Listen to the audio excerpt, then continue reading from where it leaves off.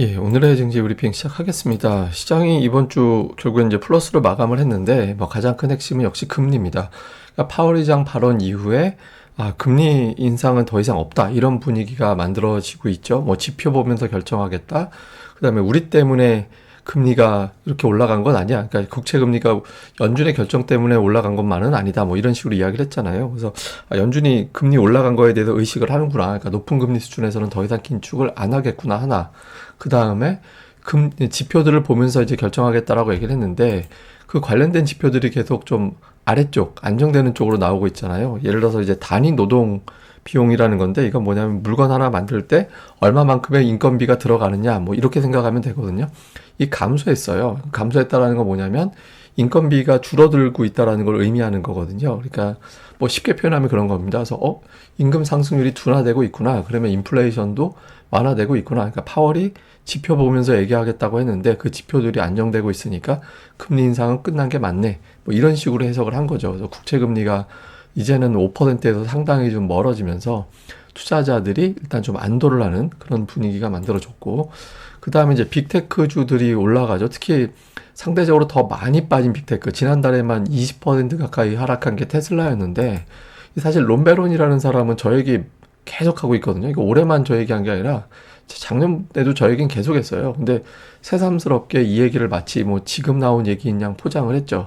10년 후에 4조 달러 정도의 기업 가치가 될 거다라고 얘기를 했다고 이제 시장에서는 환호를 울렸죠. 여기다가 또 이제 머스크도 화답을 했잖아요. 장외 홈런 몇 방 치면 그렇게 될 수 있다라고 또 화답을 하면서 테슬라가 급반등을 하고, 그 다음에 또 엔비디아 같은 종목군들도 이게 사실 400달러 초반이 굉장히 중요한 자리였는데 여기서 이제 튕겨서 올라갔잖아요. 그래서 좀 안도감을 줬죠. 그러니까 빅테크가 전체적으로 살아난다라는 거는 이게 시가총액이 큰 종목들이기 때문에 이런 종목들이 동시에 올라간다라는 거는 증시에 제법 사이즈가 큰 돈이 들어왔구나, 이렇게 이제 판단이 되는 거거든요.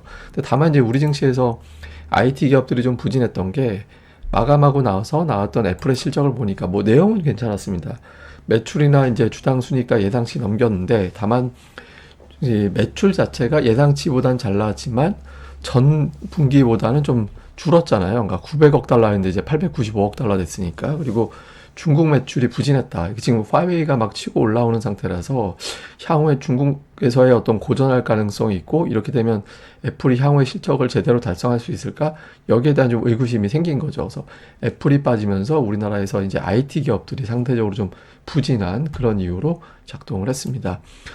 주요 종목들 보면 오늘 에코프로비엠이 올라갔는데, 이거 에코프로는 빠지고 에코프로비엠은 올랐거든요. 여러 가지 이유가 있겠습니다만은 오늘 특징이 되게 많이 빠진 종목들이 올라간, 더 선전한 게 특징이었습니다. 에코프로비엠은 3분의 1 토막까지 났던 종목이었잖아요. 제가 이게 차트에 따라서 이제 힘있게 한번 밀어붙이면 한 24, 5만 원 정도까지는 반등이 가능할 것 같다. 근데 그 다음은 한번 또 그때 당시 상황을 봐야겠지만, 어쨌든 기술적 반등 정도로 추정이 되는, 이후엔 또 상황이 달라질 수 있으니까 봐야겠죠. 그러니까 테슬라 효과로 이게 좀 올라왔고, 그 다음에 카카오, 이것도 어마어마하게 많이 빠진 종목이잖아요. 그래서 네이버, 카카오 이런 종목군들이 또 오늘 수급이 들어가지면서 또 네이버 실적도 괜찮았고, 이런 효과로 또 급반등을 하는 그런 모습을 보였고, 그 다음에 오늘 영풍재지가 또 올라갔는데, 제가 이거는 사실 좀 특이해서 보여드리는 겁니다. 이게 오늘 거래량이 2억 주가 나왔거든요. 이게 발행 주식이 5천만 주가 안 되는데 거래량이 2억 주예요. 그리고 시가총액이 2천억이 안 되는데 거래대금이 8,400억.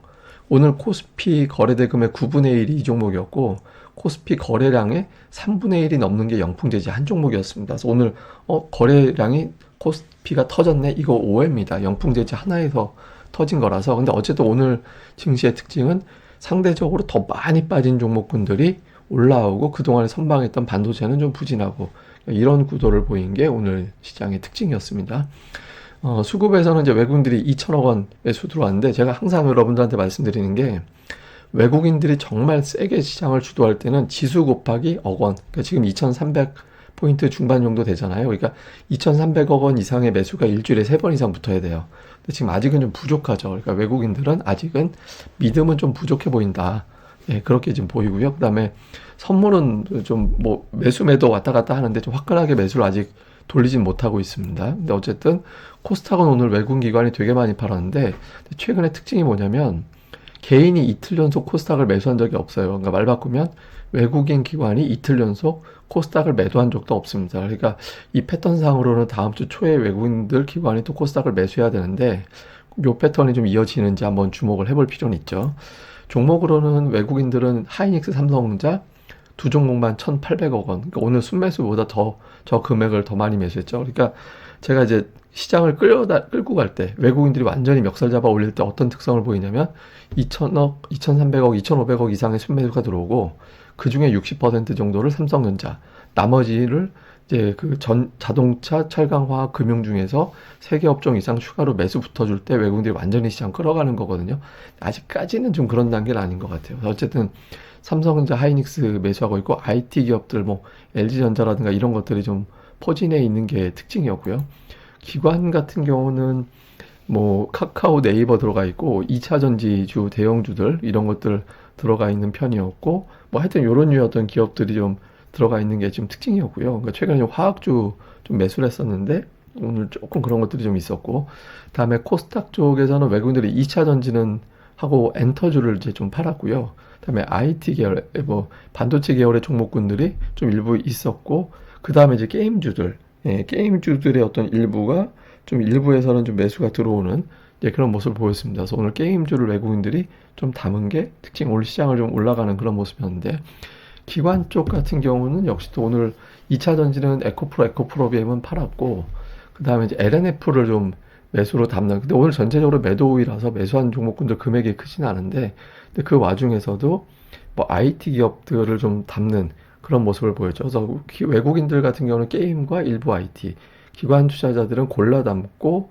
일부 뭐 반도체 기업들을 엇갈리게 뭐 산 것도 있고 판 것도 있는데 또 오늘 HBM 관련된 종목군들이 매도 쪽에 좀 포진해 있었는데 근데 이거를 좀 따로 봐야 돼요. 여기 기관에서 오늘 사모펀드 쪽에서 매도 나온 종목들이 되게 많았거든요. 근데 연기금 투시는 매수인데 사모펀드에서 매도해서 매도로 잡힌 종목들이 제법 있습니다. 그래서 뭐 그런 건 좀 구분을 해야 될 것 같아요. 제가 주말에는 그걸 좀 구분해서 방송에서 설명을 드리겠습니다. 자, 이슈 정리해 보면 그 애플의 실적 공개 이후에 주가가 어떻게 될 거냐. 일단 애플 실적 공개되는데 시간에선 빠졌잖아요.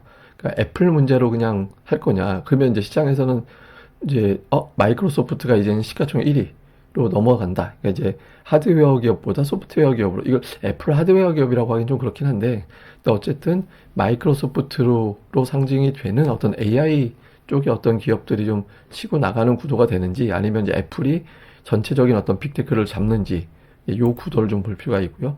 그 다음에 이제 고용지표 나오죠. 비농업 일자리 19만 명, 실업률 3.8%, 그 다음에 임금 상승률 전월 대비 0.3% 이게 예상치거든요.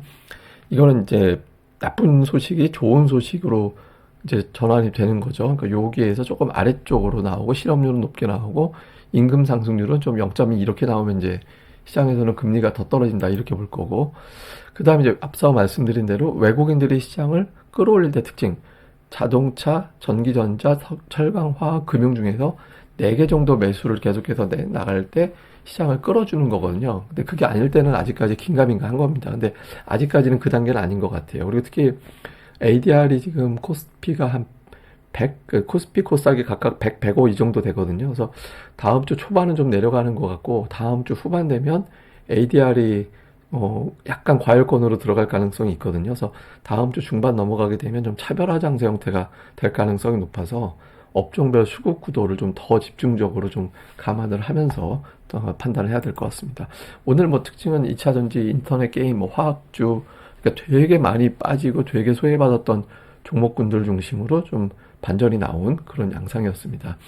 예, 그리고 제가 이거는 여러분들한테 한번 보여드린 차트인데 다시 보여드리는 게 이런 게 이제 나중에 여러분들 놓치지 말고 이런 뉴스 나오면 한번 주목해서 이후에 언젠가 또 이런 사이클이 올 수 있으니까 그러니까 시장이 반전할 수 있겠구나. 요번 반등이 이게 추세적인 상승이라는 얘기가 아니라 이제 기술적 반등일 수 있죠. 근데 어쨌든 기술적 반등이라도 나올 수 있는 이제 힌트가 몇 개 나왔었거든요. 예를 들어서 헤지펀드 포지션 이게 무려 70주 동안 하락적 배팅이 돼 있다가 하락 배팅이 70주 만에 끝났었거든요. 71주 만에 요게 있었고 그 다음에 이제 중국 증시 올라갈 때 제가 지난주에 이제 중국 증시 올라가는 거 보면서 제가 뭐라고 말씀드렸냐면 저 우리나라 원달러 환율에 영향 줄 수 있다. 그러니까 원달러 환율이 떨어질 수 있기 때문에 환율이 떨어지면 외국인들이 돌아올 수 있으니까 중국 증시 올라가는 거 저 환율하고 연결지어서 주목해야 된다라고 말씀을 드렸잖아요. 왜냐면 중국 증시가 올라간다는 건 외국인들 매도가 멈췄다라는 게 되고, 그 위안화가 환율이 진정될 수 있다라고 보고, 그럼 우리나라 환율도 같이 떨어질 수 있는 계기였거든요. 그래서 요것도 한번 여러분들이 한번 나중에 한번 또 비슷한 상황이 생기면 복귀해 볼 필요가 있고, 그리고 또 하나는 이제 코스피 PBR. 예, 제가 0.83 밑에서 항상 그 정도에서 이제 지수 저점이 나왔다. 그러니까 코로나 때 한번 0.7대 내려간 적이 있었고, IT 버블 때 0.76 내려간 적이 있었는데, 그 정도를 제외하고는 대부분 다 0.83 정도에서 이제 지수가 일단 기술적 반등 정도, 그러니까 바닥에 나오곤 했다. 근데 요번에 이제 거기서 한번, 이게 제가 보기에는 매수 들어온 것도 이 정도면 좀 반등하지 않을까라는 매수가 한번 들어온 것 같아요. 예, 뭐 추세적인 매수인지는 이후에 더 봐야 될 것 같고, 그러니까 요것도 이제 나중에 또 기억해 둘 필요가 있죠. 그리고 제가 이제 신용장고, 예, 그러니까 신용장고 지금은 저거보다 더 내려왔는데 일부러 제가 보여드렸던 날 기준으로 차트를 보여드렸거든요. 이게 항상 저 최저점까지 안 가고, 최저점이 예를 들어 19%가 신용 피크 대비 19.4%가 빠졌으면 그때 당시 한 15% 지나가면서부터 지수가 먼저 돌렸다. 그러니까 이제 지금 신용이 피크 대비 한 20% 빠졌거든요. 근데 지수는 그 먼저 돌렸잖아요. 그래서 항상 이런 수치들을 여러분들이 기억하고 계셨다가 지금 신용은 지금 이렇게까지 빠져 있죠. 그러니까 항상 지금 보여드린 것들을 쭉 기억하고 계셨다가 이대로 안 될 수도 있어요. 물론 안 될 수도 있는데, 왜냐면 그때는 정말 심각한 악재일 때는 이대로 안 되거든요. 이거고 뭐고 그냥 더 깨고 내려가는 경우도 있는데, 보통은 이런 것들이 나오면 좀 단기적인 반등, 이게 추세적으로 뭐 반격이 시작됐다라는 것까지는 모르겠고, 조금 반등 시도가 나올 확률이 좀 높다라는 점은 기억해 두실 필요는 있습니다. 이런 것들은 여러분들 지표들을 자꾸 이제 머릿속에 담아두시면 나중에 좀 도움이 될 것 같아서 복습 차원에서 다시 보여드렸습니다. 예, 그럼 또 오늘 하루 잘 마무리 하시고요. 저는 또 다음에 뵙겠습니다. 감사합니다. 그리고 어저께 마이크는 뭐가 접속 불량이었던 것 같아요. 제가 왜 그런지 해서 다시 한번 해보니까 이제 잘 돼서 이제 하는 건데 한번 다시 점검을 또 해보겠습니다. 예, 그리고 이 방송 좋아요와 구독하기 특히 좋아요하고 꼭 좀 부탁드립니다. 감사합니다.